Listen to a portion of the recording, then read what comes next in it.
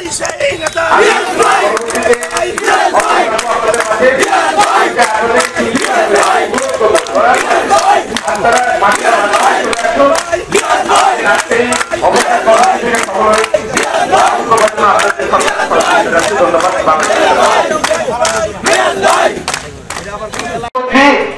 কাপাসিয়া কান্দি আহমেদ চোরের আগেই শেখ হাসিনা তৎকালীন সেনাপ্রধান তৎকালীন কতিপয় জেনারেল এবং এই স্বরাষ্ট্র মন্ত্রণালয়ের অধীনে মন্ত্রী স্বরাষ্ট্রমন্ত্রী সচিব সহ গুরুত্বপূর্ণ ব্যক্তিবর্গ এবং আরো কতিপয় রাজনীতিবিদ তাপস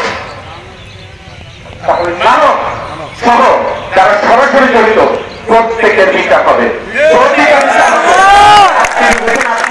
পালিয়ে গেছেন এবং তারপরে আবার এসেছেন, আপনার কোন দোষ নাই। আপনি কোন টেলিফোন এবং কোন তথ্যের ভিত্তিতে এই খুন হওয়ার সময় যখন ৭৭ অফিসারকে খুন করা হলো তখন বিদেশে বাড়ি জমালেন এবং খুন হওয়ার শেষ আপনি দেশে আসলেন, এই ষড়যন্ত্র কেউ বুঝবে না। বাঙালিকে এত বাংলাদেশিকে এত বোকা এত বোকা। একজন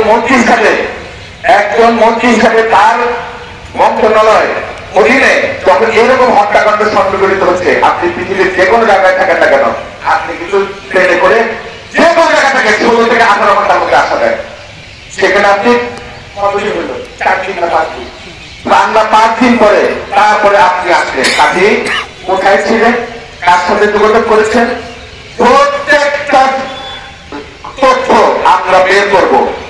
দেশে বিদেশে এখন হলো প্রযুক্তির যুগ, কোন ব্যাপারটা কেউ ছাড় পাবেন না। আপনারা মনে রাখবেন, ছাড় পাবে না এই হত্যাকাণ্ডের দায়।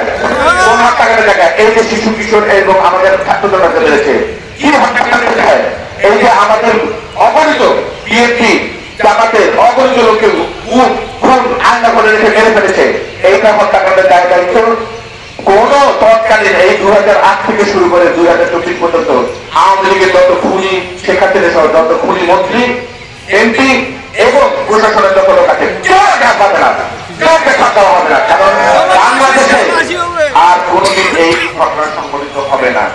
বাংলাদেশে এই হত্যার রাত থেকে আর কেউ কোনদিন শুরু করতে পারবে না।